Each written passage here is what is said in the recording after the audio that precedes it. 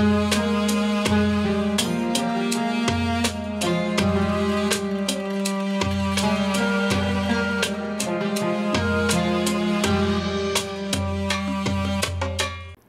আলাইকুম ওয়া রাহমাতুল্লাহি ওয়া বারাকাতুহু। বিসমিল্লাহির রহমানির রহিম। এই মুহূর্তে বাংলাদেশ সহ বিশ্বের অগণিত দর্শক শ্রোতা যে প্রান্তে বসে আপনারা বৈশাখী টেলিভিশন দেখছেন, আমি এইচ.এম. বরকতুল্লাহ আপনাদের সকলকে জানাচ্ছি শুভেচ্ছা এবং অভিনন্দন। মহান স্রষ্টা আল্লাহ তাআলার দরবারে বিনীতভাবে শুকরিয়া আদায় করছি আলহামদুলিল্লাহ। বিশ্বনবী জনাবে মুহাম্মদ রাসূলুল্লাহ সাল্লাল্লাহু আলাইহি ওয়াসাল্লামের প্রতি দরুদ এবং সালাম প্রেরণ করে শুরু করছি আজকের পরিবেশনা। আমরা প্রতি জুমাবারে নয় আজকেও হাজির হয়েছি আপনাদের সামনে আপনাদের জীবন ঘনিষ্ঠ এবং জীবন জিজ্ঞাসামূলক প্রশ্নোত্তরের আয়োজন ইসলাম ও সমাধান নিয়ে। আজকে আমাদের মাঝে অতিথি হিসেবে অংশগ্রহণ করেছেন বিশ্ব ইসলামী চিন্তাবিদ, জননন্দিত মুফাসসিরে কোরআন, স্কুল অব দ্য হোলি কোরআনের সম্মানিত প্রিন্সিপাল জনাব মাওলানা মোহাম্মদ মুস্তফা আল মাদানী। আসসালামু আলাইকুম ওয়া রাহমাতুল্লাহি ওয়া বারাকাতুহু। জি মোহতারাম, আপনাকে স্বাগত জানাচ্ছি আমাদের আজকের আয়োজনে। জি, আপনাকেও ধন্যবাদ। প্রিয় দর্শক শ্রোতা, টেলিভিশন স্ক্রিনে একটি নাম্বার আছে, সেই নাম্বারে আপনার টেলিফোন করবেন, মোবাইলে ইনশাআল্লাহ আপনার আমাদেরকে পেয়ে যাবেন। আসলে জীবন ঘনিষ্ঠ যে কোনো প্রশ্ন আমাদের আজকের আয়োজন করবেন, আপনাদের প্রশ্নের উত্তরগুলো ইনশাআল্লাহ এই আয়োজনের মাধ্যমে আমরা দেওয়ার চেষ্টা করব। আমাদের প্রতি মাসই অত্যন্ত গুরুত্বপূর্ণ হয়। রাসূল সাল্লাল্লাহু আলাইহি ওয়াসাল্লাম প্রত্যেকটি মাসের মধ্যেই আলাদা কিছু বারাকার ঘোষণা দিয়েছেন এবং সেই সাথে এই মাসটি কিন্তু সফর মাস এবং সফর মাসের শেষে বিশ্বনবী সাল্লাল্লাহু আলাইহি ওয়াসাল্লাম মক্কা থেকে মদিনায় হিজরত করেন এবং হিজরতের ঐতিহাসিক ঘটনাও এ মাসে সংঘটিত হয়েছিল এবং সামনেই রয়েছে রবিউল আউয়াল মাস। সব মিলে আমরা যারা সফর করি, যাতায়াত করি, সেই সাথে সফর মাস, সব মিলে এই মাসগুলোর গুরুত্ব তাৎপর্য নিয়ে আমরা কথা শুনবো মাওলানা মোহাম্মদ মুস্তফা আল মাদানীর কাছে। জি মুস্তফা আল মাদানী, যদি আপনি শুরু করেন। জি, আলহামদুলিল্লাহ ওয়া কাফা ওয়া সালামুন আলা ইবাদিহিল্লাযীনা ইসতাফা, আম্মা বাদ। আল্লাহ তাআলার শুকরিয়া, যিনি আমাদেরকে 12টি মাস দিয়েছেন এবং মাসের বিভিন্ন পর্যায়ে বরকতময় কিছু ইবাদত আল্লাহ তাআলা ঘোষণা করেছেন। এই জন্য আরবি মাসের চাঁদ দেখাটাও ইসলামের একটি কালচারের অন্তর্ভুক্ত, ইবাদতের অন্তর্ভুক্ত। কখন চাঁদ উঠছে, যাতে করে মাসটা শুরু হয় কখন, সেই মাস কেন্দ্রিক সেই আমলগুলো করা যেতে পারে। মুসলিম কালচারের অন্তর্ভুক্ত মুসলিম ব্যক্তিগণ বা মুসলিম বাচ্চারা প্রত্যেক মাসের শুরুতেই মাসের চাঁদ দেখবে এবং চাঁদ দেখে দোয়া পড়বে এবং মাস যখন শুরু হয়ে গেল সেই মাসের যে আমল আছে সেই আমলের দিকে দ্রুত অগ্রসর হবে। সফর মাস গুরুত্বপূর্ণ একটি মাস। আরবদের কাছেও এই সফর মাস আগে থেকে বেশ গুরুত্বপূর্ণ রয়েছিল। আগে থেকেই তারা এই মাসকে সফরের মাস হিসেবে, অর্থাৎ ট্যুরের মাস হিসেবে তারা অগ্রগণ্য করত। আরবদের দুইটি ছিল যে বছরে তারা দুইবার ট্যুর করত, রিহলাতা শীতায়ি ও সাইফ, যেটি আল্লাহ তাআলা পবিত্র কোরআনেও আয়াত নিয়ে আসছে, যে তারা গ্রীষ্মকালে একবার সফরে বের হতো, ট্যুরে বের হতো। মক্কায় যে সমস্ত প্রোডাক্ট পাওয়া যায় সেগুলো নিয়ে তারা অন্য দূর দেশে যেত এবং ফিরে আসার সময় সেই সমস্ত দেশের প্রোডাক্টগুলো নিয়ে আবার ফিরে আসতো। তো এটা একটা শীতকালে হতো আর একটি হচ্ছে গ্রীষ্মকালে হতো। এই দুইটি সফরের ব্যাপারে আল্লাহ তাআলা পবিত্র কোরআনে ঘোষণা করেছেন এবং বলেছেন এটা তাদের যৌক আর শৌক, তাদের অন্তরের অন্তর্ভুক্ত এবং কালচারের অন্তর্ভুক্ত। তো এই সফর মাসেই আরেকটি গুরুত্বপূর্ণ ঘটনা, রাসূল সাল্লাল্লাহু আলাইহি সাল্লামের যে হিজরত, মক্কা থেকে হিজরত করে তিনি মদিনায় গিয়েছিলেন। রাসূল সাল্লাল্লাহু আলাইহি সাল্লামের ইতিহাসের বড় একটা টার্নিং পয়েন্ট। আমরা অনেক সময় নাটক সিনেমায় দেখে থেকে ইন্টারভেইলের পর থেকে একটা আলাদা অধ্যায় শুরু হয়। রাসূল সাল্লাল্লাহু আলাইহি সাল্লামের জীবনেরও মদিনায় হিজরতকে ইন্টারভেইল বলা যেতে পারে, যে মদিনায় হিজরতের আগ পর্যন্ত তার জীবন পরিক্রমাটা ছিল এক ধরনের, একরকম জীবনযাপন করেছেন। বিশেষ করে নবুয়ত লাভের পর থেকে যে 13টি বছর মক্কায় তিনি বসবাস করেছেন, 40 বছর বয়সে তিনি নবুয়ত লাভ করেন, 13 বছর অর্থাৎ 53 বছর বয়সে এই সফর মাসের 2 তারিখে হিজরত করা শুরু করেন এবং 14 তারিখে গিয়ে তিনি মদিনায় পৌঁছান। এবং মদিনায় পৌঁছে তিনি ডাইরেক্ট কিন্তু মদিনায় প্রবেশ করেননি, মদিনার অনন্তদূরে কোবা নামক স্থানে তিনি অবস্থান করেন। সেখান থেকে 7 থেকে 14 দিন অবস্থান করেছিলেন এবং সেখানেও তিনি একটি মসজিদ তৈরি করেছিলেন, যে মসজিদের নাম মসজিদে কোবা। এবং এই মসজিদের গুরুত্ব ইসলামের ইতিহাসে অনেক গুরুত্বপূর্ণ। রাসূল সাল্লাল্লাহু আলাইহি সাল্লাম কোবা মসজিদ ত্যাগ করে পরে যখন মদিনায় আসেন এবং মদিনাতুর রাসূলে মসজিদে নববী যখন তৈরি করেন, এখানেই সব নামাজ পড়তেন, কিন্তু প্রতি সপ্তাহে শনিবারে তিনি আবার ওই মসজিদে কোবায় যেতেন এবং তিনি একটি হাদিস বর্ণনা করেছেন। কোবার গুরুত্ব নিয়ে আমরা আপনার কাছ থেকে কথা শুনবো। আমরা একজন দর্শক লাইনে চলে আসছেন, আমরা ফোনটা নিয়ে এসেছি। জি আসসালামু আলাইকুম ওয়া রাহমাতুল্লাহ। জি, কে বলছেন, কোথা থেকে, নামটি বলে প্রশ্ন করুন। ওয়ালাইকুম সালাম ওয়া রাহমাতুল্লাহি ওয়া বারাকাতুহু। হুজুর, আমি জরমপাড়া সুনামগঞ্জ থেকে ইনুজ বলছিলাম। জি, অনেক ধন্যবাদ। জি, প্রশ্ন করুন। হুজুর, আমরা প্রত্যেক ফরজ সালাতের পর আয়াতুল কুরসি পাঠ করি এবং 33 বার সুবহানাল্লাহ, 33 বার আলহামদুলিল্লাহ, 34 বার আল্লাহু আকবার পাঠ করি। এই দুইয়ের মধ্যে কোনটা অধিক মর্যাদাপূর্ণ? জি, অনেক ধন্যবাদ। আর 2 নম্বর প্রশ্ন হলো যে আরেকটা তো প্রশ্ন আছে আমার যে আস্তাগফিরুল্লাহ ও দুরূদ শরীফ পাঠ করা, এই দুইয়ের মধ্যে কোনটা অধিকতর উত্তম? অনেক ধন্যবাদ। আমরা বুঝতে পেরেছি যে আমরা প্রশ্নের উত্তরটা দিয়ে তারপরে এই করি জি, যে গুরুত্বপূর্ণ আমাদের দুটি পরের প্রশ্ন যে আপনার আমলটা আর করেছেন। কি, জি, জি, সেটা সম্পর্কে। গুরুত্বপূর্ণ দুটি প্রশ্ন তিনি নিয়ে আসছেন। রাসূল সাল্লাল্লাহু আলাইহি ওয়াসাল্লাম প্রতি নামাজের পর, ফরজ নামাজের পর বেশ আয়াতুল কিছু কুরসি। দোয়া পড়তেন। এই যে সমস্ত দোয়াগুলো তিনি পড়তেন, এটা আজকার বাদা সলাহ, নামাজের পর পঠিত জিকির বলা হয়ে থাকে, নামাজের পর পঠিত দোয়া।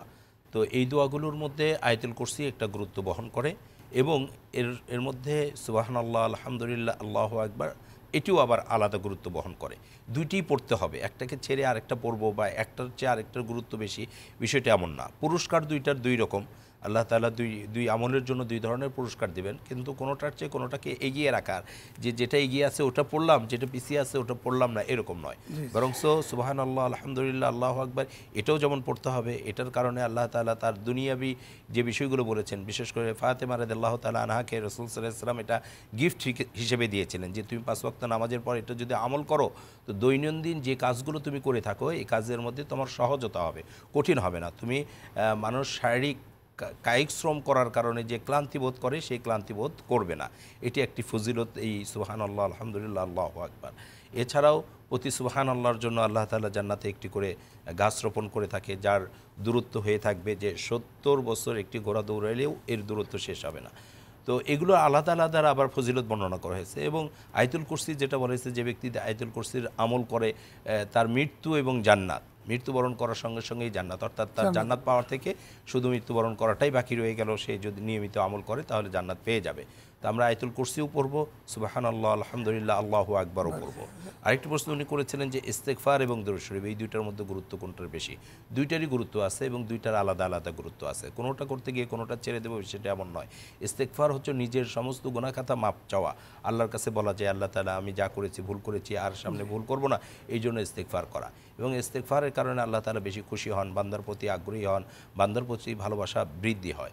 আর দুরূদ শরীফ এমন একটি আমল যে দুরূদের কারণে আল্লাহ তাআলা 10টি করে গুনাহ মাফ করে দেন, 10টি করে সওয়াব দান করেন, মুমিনের মর্যাদা 10 গুণ করে বৃদ্ধি করে দেন।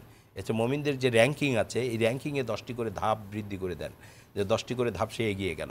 এছাড়াও আল্লাহ তাআলা 10 বার রহমতের দৃষ্টিতে ওই বান্দার দিকে তাকান দুরূদ শরীফ যদি পড়া হয়। বিশেষ করে জুমার দিনে দুরূদ শরীফ বেশি পড়তে বলা হয়েছে, যে জুমার দিনে রাসূল সাল্লাল্লাহু আলাইহি ওয়াসাল্লামের উপর দুরূদ বেশি করে পড়া, আর দুরূদ পড়লে এই দুরূদ রাসূলের কাছে পৌঁছানো হয় এবং রাসূল এটার বিপরীতে অ্যানসারও করে থাকেন। এই জন্য আমরা কোনোটার চেয়ে কোনোটাকে গুরুত্ব কম বা বেশি না দিয়ে আমরা অধিকতর গুরুত্ব বলতে কিছু নেই, সবগুলোরই গুরুত্ব আসলে সবগুলোরই আলাদা আলাদা আলাদা গুরুত্ব আছে। রয়েছে। যে আমরা আরেকজন ইস্তেগফার দর্শক পড়ব, লাইনে দুরূদ রয়েছেন। জি, আসসালামু আলাইকুম ওয়া রাহমাতুল্লাহ। জি, কে বলছেন, কোথা থেকে, নামটি বলে প্রশ্ন করুন। জি, আসসালামু আলাইকুম হুজুর। মাসুম, কুমিল্লা ধর্মপুর থেকে। জি, অনেক ধন্যবাদ। জি, আমার দুটি প্রশ্ন। প্রথম প্রশ্নটি সূরা নিসার 142 নম্বর আয়াত। মুনাফিকরা যখন নামাজ পড়ে তারা অলসভাবে নামাজে দাঁড়ায়, তারা লোক দেখানোর জন্য নামাজ পড়ে। মুনাফিকরা নামাজে দাঁড়ায়, অলসভাবে নামাজে দাঁড়ায় বলতে কি বোঝাইতেছে এই আয়াতটিতে, সূরা নিসা? আর দ্বিতীয় প্রশ্নটি হলো, নবী মুহাম্মদ সাল্লাল্লাহু আলাইহি ওয়াসাল্লাম বলেন যে ব্যক্তি 3 জুমার নামাজ আদায় করলো না, সে তার অন্তরে মরিচিকার মোহর লাগিয়ে দেওয়া হয়, তার আর ঈমান থাকে না। মুহাম্মদ সাল্লাল্লাহু আলাইহি ওয়াসাল্লামের একটি হাদিস, যে 3 জুমার নামাজ পড়লো না তার অন্তরে মরিচিকার মোহর লাগাই দেওয়া হয়। এই হাদিসটা সহিহ কিনা মুহাম্মদ সাল্লাল্লাহু আলাইহি ওয়াসাল্লামের? আসসালামু আলাইকুম। জি, ওয়ালাইকুম আসসালাম, অনেক ধন্যবাদ। জি, মোহতারাম। আমরা যে গুরুত্বপূর্ণ দুটি প্রশ্ন করেছেন, প্রশ্নের মধ্যে সবচেয়ে বেশি গুরুত্ব বহন করে যে আপনি যেটা প্রথমেই বললেন, যে একজন মানুষ জুমার দিনে যে আমলগুলো করবে তারপর। আর দ্বিতীয় প্রশ্ন তিনি করলেন যে রাসূল সাল্লাল্লাহু আলাইহি সাল্লামের প্রশ্নের ইয়েটা। দ্বিতীয় প্রশ্ন করেছেন যে ওই নামাজ যদি কেউ 3 জুমার হ্যাঁ, 3 জুমার নামাজ লাগাতার কেউ যদি না পড়ে থাকে, হ্যাঁ, সে ইসলাম থেকে খারেজ হয়ে যাবে। হাদিসটি সহিহ। জি, হাদিসটি সহিহ এবং সহিহ হাদিস মোতাবেক বলা হয়েছে কোনো ব্যক্তি ইচ্ছাকৃতভাবে 3 জুমা ছেড়ে দিল, কখনো অনিচ্ছাই হতে পারে, ট্যুরে থাকতে পারে, অসুস্থ থাকতে পারে, এবং অন্য যে কোনো জুরুফ এই যেটা বলা হয় সেই শরীর কোনো কারণে সে ছেড়ে দিয়েছে সেটা আলাদা, ইচ্ছে করে ছেড়ে দিল, তো ইসলাম থেকে খারেজ হয়ে যাবে। এবং আল্লাহ তাআলা তার অন্তরে মোহর মেরে দেন। এর দ্বারা যেটা বুঝিয়েছেন যে তার পরবর্তী লেভেলে হেদায়েত নসিব হওয়া কঠিন হয়, অর্থাৎ অন্তরের মধ্যেই তো হেদায়েতটা যেতে হয়। ইসলামের যে হেদায়েত, ইসলামের যে কথা, সেটা তো অন্তরেই যেতে হবে। তো রাস্তা বন্ধ হয়ে যায়, মোহর মেরে দেওয়ার অর্থ রাস্তা বন্ধ হয়ে যায়, হেদায়েত আসে না, সে তখন শুনতে চায় না, ভালো কথা কথাগুলো তার কাছে ভালো লাগে না। এই জন্য তার ইসলামের প্রতি আশা, ইমানের প্রতি আশা, রাস্তাগুলো সংকীর্ণ হয়ে যায় এবং মোহর মেরে যাওয়ার কারণে সে আর এমন হতে পারে যে মুনাফিকের থেকে সে কাফেরের দিকে চলে যাবে।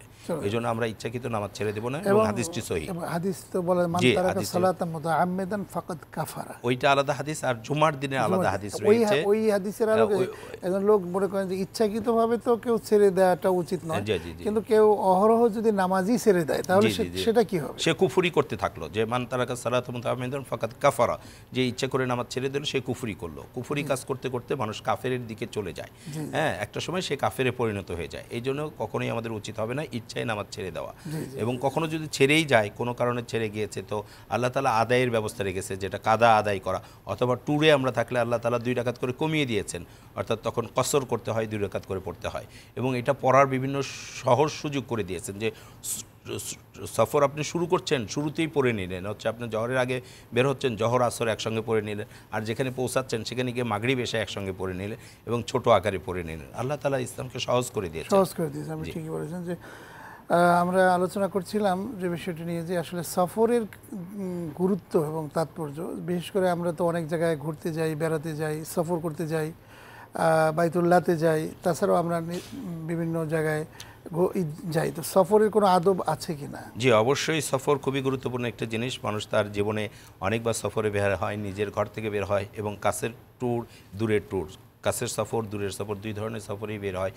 ইসলাম এই সমস্ত জায়গায় অনেক আদব শিখিয়েছেন, এবং আল্লাহর উপর ভরসা করে বের হওয়া, এবং পরিবারে যাদেরকে রেখে যাওয়া হচ্ছে তাদের জন্য দোয়া করে বের হওয়া। হ্যাঁ, যেমন ঘর থেকে বের হওয়ার সময় বিসমিল্লাহি তাওয়াক্কালতু আলাল্লাহ লা হাওলা ওয়ালা কুওয়াতা ইল্লা বিল্লাহ, এটা বলে বের হওয়া, যে আল্লাহর হাওলা ছাড়া কোনো হাওলা নেই, সে আল্লাহর উপর ভরসা করেই আমি বের হচ্ছি। এবং পরিবারে যারা আছে তাদের জন্য দোয়া করা, আস্তাউদিউকুমুল্লাহ আল্লাযী লা তাদি ওয়াদাইউহু, হ্যাঁ, আমি ওই আল্লাহর কাছে রেখে যাচ্ছি, ওই আল্লাহর নিরাপত্তায় রেখে যাচ্ছি, যার নিরাপত্তা বেষ্টনীর বাহিরে অন্য কোনো নিরাপত্তা হতে পারে না। এভাবে যখন আমরা দোয়া পড়ে বের হব, তাহলে পরিবারের জন্য আমরা নিরাপত্তা কামনা করলাম, নিজের জন্য নিরাপত্তা কামনা করলাম। এবং গাড়িতে ওঠার সময় বিসমিল্লাহ বলে ওঠা, এবং গাড়ির যে দোয়াটি আছে, সুবহানাল্লাযী সাখখারা লানা হাযা ওয়া মা কুন্না লাহু মুকরিনিন ওয়া ইন্না ইলা রাব্বিনা লামুনকালিবুন, এটা পড়ে গাড়িতে ওঠা। তো এই যে আদবগুলো যদি আমরা রক্ষা করি, সর্বাবস্থায় আল্লাহর উপর যদি ভরসা রাখি, তাহলে দেখা যাবে সফরের মধ্যে আমি নিরাপদে থাকব। সফরের আপদ বিপদ বালা মুসিবত থেকে আল্লাহ তাআলা আমাকে রক্ষা করবেন। সফরে আমাকে বিপদে ফেলতে চাইবে শয়তান, অথবা সফরের কোনো পরিবেশ আমাকে বিপদে ফেলতে চাইবে। এই সময় যদি হেমায়া মিনাল্লাহ, আল্লাহর পক্ষ থেকে আমি সংরক্ষণ পেয়ে যাই, আল্লাহ যদি আমাকে রক্ষণাবেক্ষণ করেন, আমি আল্লাহর কাছে রক্ষণা চেয়েছি, তার চাইতে বড় রক্ষণাকারী কেউ নাই, তিনি আমাকে রক্ষা করবেন। এই জন্য আমরা যখন বড় ট্যুরেও বের হই, আমরা গত কয়েকদিন আগে দেখলাম একটি আমাদের অ্যাক্সিডেন্ট ঘটেছে, যে ওমান প্রবাসী একজনকে নিতে এসে একই পরিবারের 7 জন ইন্তেকাল করে চলে গিয়েছে। তো এই যে বের হয়েছে, বের হওয়ার সময় যদি আল্লাহর উপর ভরসা করে বের হওয়া, এবং সফরের কিছু আরও যেগুলো সেফটি নেওয়ার প্রয়োজনীয়তা রয়েছে, যে আমরা যে গাড়ি ভাড়া করছি, যে ড্রাইভারকে নিচ্ছি, হ্যাঁ, যে র্যান্ডম কোনো ড্রাইভার হয়তো গাড়ি চালাচ্ছে, তাকে আবার রাতের জন্য ব্যবহার করলাম, এরকমটি না করা। তো এই আদবগুলো যদি আমরা শিখে নিই এবং সেইভাবে আমাদের জীবন পরিচালনা করি, দেখা যাবে আমাদের জীবন সুন্দর হবে, সাবলীল হবে, বিপদ আপদ থেকে আমরা রক্ষা পেয়ে যাব। এবং গাড়িতে উঠে রাসূল যে দোয়া পড়তেন, আমরা এই দোয়া পড়ে দোয়াগুলো পড়বো। জি, আমরা আসলে সফরে শুধু নয়, আমরা বিভিন্ন সময় কিন্তু আমাদের হঠাৎ মৃত্যু হতে পারে, হঠাৎ একটা বিভিন্ন জায়গায় আমরা আমাদের মৃত্যুর তো কোনো গ্যারান্টি নেই, কোন সময় হয়ে যাবে। এদের সবসময় প্রস্তুত থাকা আর কি, এবং আদবের সাথে থাকা, পবিত্র থাকা, এই জিনিসগুলো দরকার। আরও শুনবো ইনশাআল্লাহ। একজন দর্শক লাইনে চলে আসেন। জি, আসসালামু আলাইকুম রহমতুল্লাহ। জি, কে বলছেন, কোথা থেকে? নামটি বলে প্রশ্ন করুন। জি, ওয়ালাইকুম আসসালাম ওয়া রাহমাতুল্লাহ। জি, আমি ডাক্তার আসাদ উত্তরা থেকে বলছি। জি, অনেক ধন্যবাদ। যে আমার 2টা প্রশ্ন। প্রথম প্রশ্ন হচ্ছে যে অনেক সময় সফরে থাকাকালীন আমাদের নামাজ দেখা গেল যে সময় মতো আমরা পড়তে পারলাম না, হয়তো অনেক কাজা হয়ে যায়। সেক্ষেত্রে সফর শেষ করার পরে যখন ফিরবো এলাকায়, তখন কি সফর মানে কসর পড়তে হবে নাকি পূর্ণাঙ্গ নামাজ পড়তে হবে? এটা হলো এক নম্বর। জি। আর 2 নম্বর প্রশ্ন হচ্ছে, যখন আমরা ইমামের পিছনে ফরজ নামাজ আদায় করি, তখন কি ইমামের পিছনে আমাদেরকেও কি তাকবীর গুলো মনে মনে বলতে হবে নাকি কোনো তাকবীর বলার দরকার নাই? প্রথমে তো তাকবীর তাহরিমা বলছি, এর পরের যে তাকবীর গুলা, যেগুলা রুকু সিজদায় যে তাকবীর হয়, সেটাও কি মুসল্লিদেরকে মনে মনে বলতে হবে কিনা? ধন্যবাদ। জি, অনেক ধন্যবাদ ভাই ডক্টর আসাদ আপনাকে প্রশ্ন করবার জন্য। অত্যন্ত গুরুত্বপূর্ণ প্রশ্ন করেছেন। আসলে আপনার প্রশ্নের উত্তরে চলে যাচ্ছি। সফরে যদি নামাজ কাজা হয়ে যায়, বিভিন্ন সমস্যায় পড়ে যায়, সেক্ষেত্রে নামাজটা পড়তে পারলেন না, তাহলে সেই নামাজটা তিনি কিভাবে আদায় করবেন? সেটা কি কসর আদায় করবেন নাকি পূর্ণাঙ্গ নামাজ আদায় পড়বেন? খুবই গুরুত্বপূর্ণ একটি প্রশ্ন। আমাদের অনেক সময় সফরে বের হয়ে এই ধরনের পরিবেশের মধ্যে আমরা পড়ে যাই। এই পরিবেশে আসলে আমরা সফরে যখন থাকি, ঘর থেকে বের হলেই আমি মুসাফির এবং ঘরে পৌঁছা পর্যন্ত আমি মুসাফির। ঘরে পৌঁছার আগে নিজের গ্রামেরও কোনো মসজিদে যদি নামাজ আদায় করি তাহলে কসর আদায় করব। নিজ ঘরে পৌঁছে গেলে তখন আর কসর থাকবে না, পরিপূর্ণ নামাজটি আদায় করতে হবে। কসরের যে নিয়মটি নিজের গ্রামের যে কোনো মসজিদ পর্যন্ত। তো আমরা অবশ্যই বিষয়টি খেয়াল রাখবো। অনেকেই এই প্রশ্ন আমাদের করে থাকেন, এর আগেও আমরা অ্যান্সার করেছিলাম, আবারও করলাম। আমরা ঘর থেকে যখন বের হয়ে গেলাম তখন থেকেই মুসাফির, তখন থেকে আমি কসর নামাজ পড়তে থাকবো এবং ফেরা পর্যন্ত নিজের গ্রামের যে মসজিদ, নিজের ঘরে পৌঁছার আগ পর্যন্ত কসর নামাজটি থাকবো। আরেকটি যেটা উনি বলেছিলেন যে কসর যদি একান্তই আদায় করতে না পারি তখন কসরই পড়বো না পরিপূর্ণ পড়বো, বিষয়টি এরকম। পরে পড়ার ক্ষেত্রে একটু ইখতলাফ আছে। কেউ কেউ বলেছেন যে যেহেতু কসরের মধ্যেই রয়ে গেছি এবং কসরের টাইমের মধ্যেই আছে এবং বাসায় পৌঁছায়নি, অতএব কসরই আদায় করব।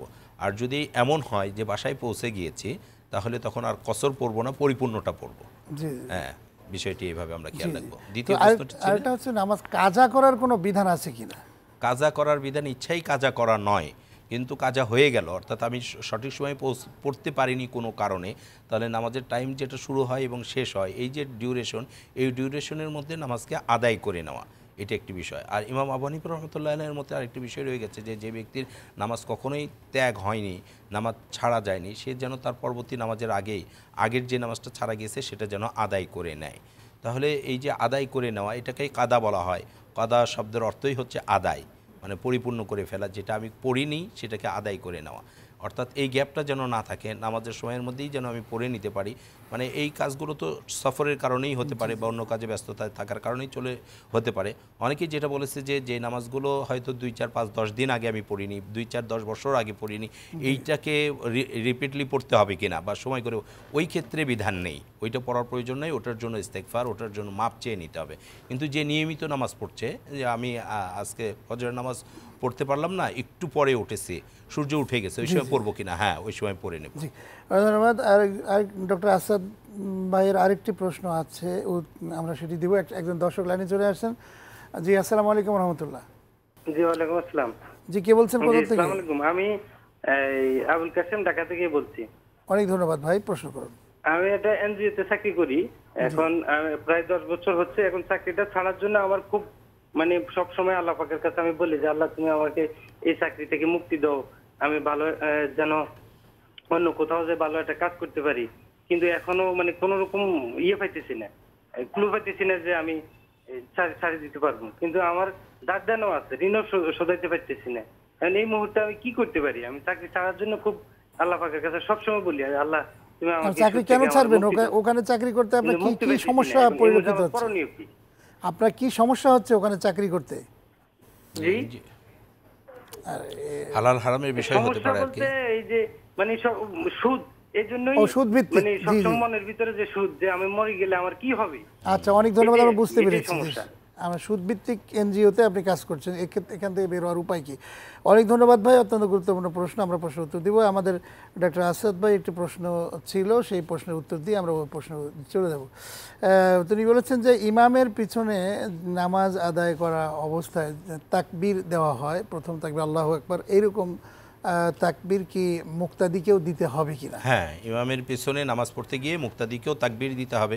প্রথম তাকবীর তো ফরজ, এরপরে যে তাকবীরগুলো আছে এগুলো সুন্নাত, এগুলো দিতে হবে এবং উচ্চারণ করে দিতে হবে। উচ্চারণটা কতটুকু নিজের কান পর্যন্ত যেন আসে।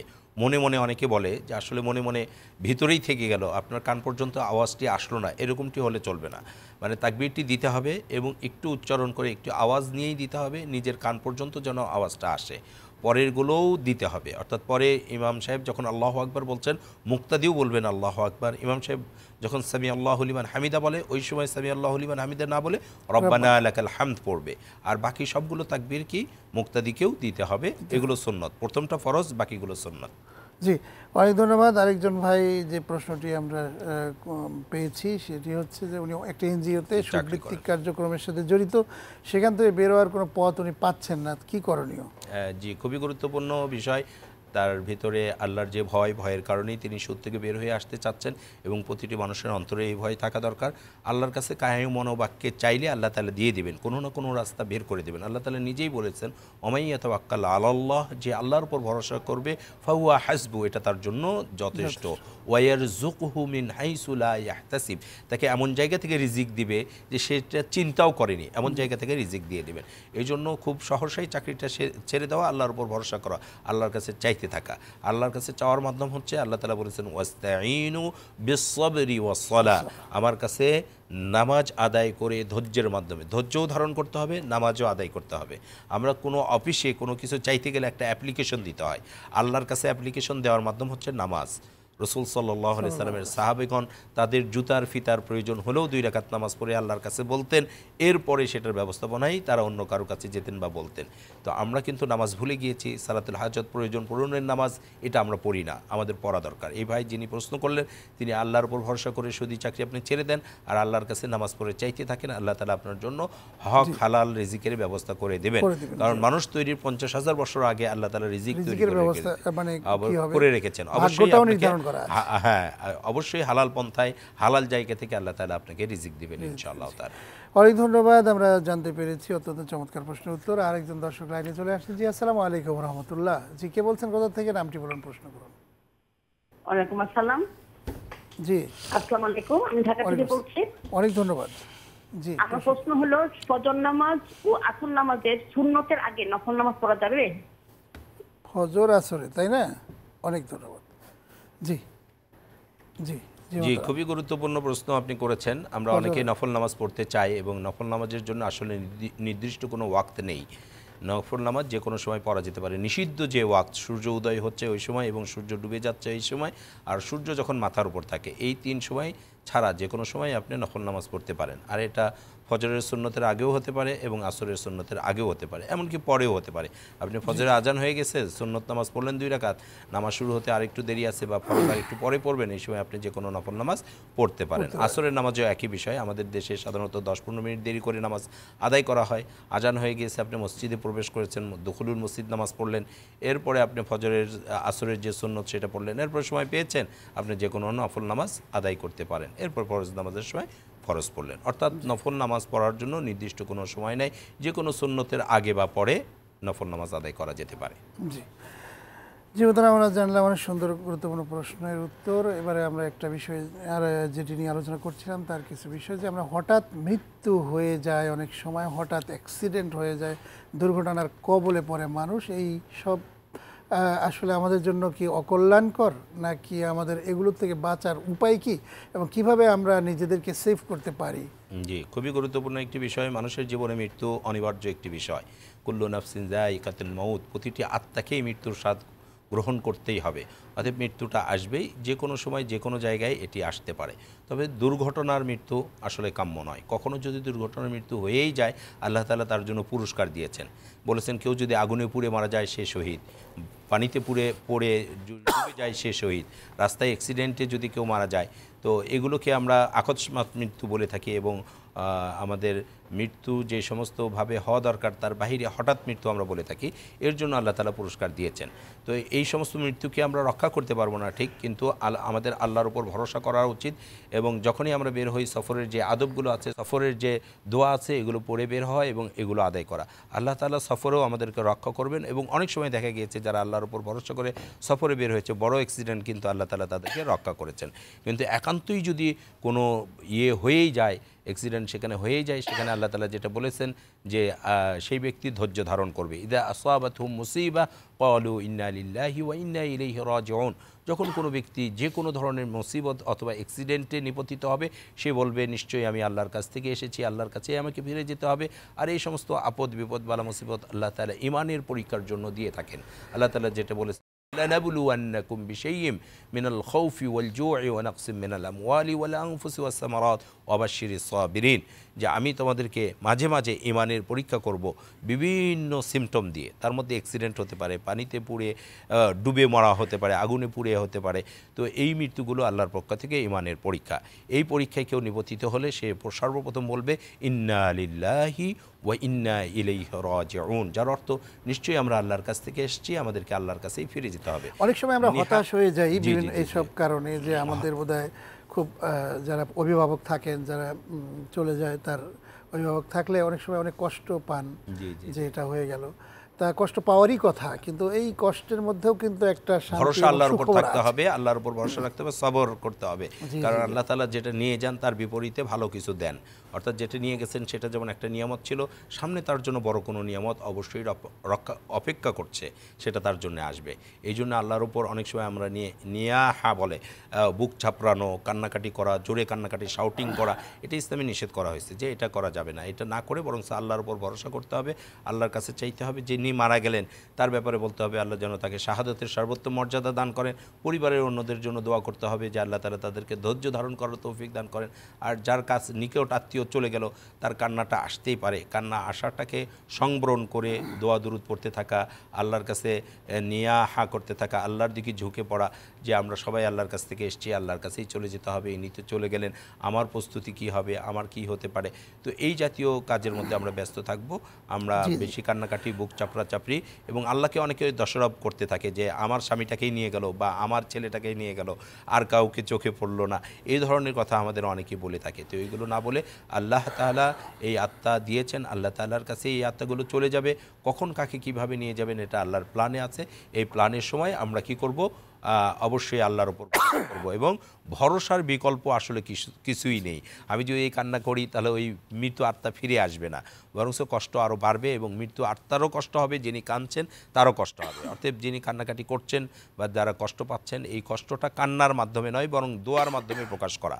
যে আমাদের যে বেদনাটা, এই বেদনাটা দোয়ার মাধ্যমে প্রকাশ করা। আল্লাহ তাআলা তৌফিক দান করুক, আমরা যেন আমাদের সফরে এই ধরনের বিপদ আপদ আসলে আল্লাহর উপরই ভরসা করি, এবং কান্নাকাটি না করে আল্লাহ তাআলা যে সমস্ত নিয়ম নীতি শিখিয়েছেন সেই সমস্ত নিয়ম নীতির আলোকে আমরা যেন আমাদের শেষ কার্য শেষ করতে পারি। আরেকটা হচ্ছে যে মৃত্যুর জন্য সবসময় প্রস্তুত থাকা।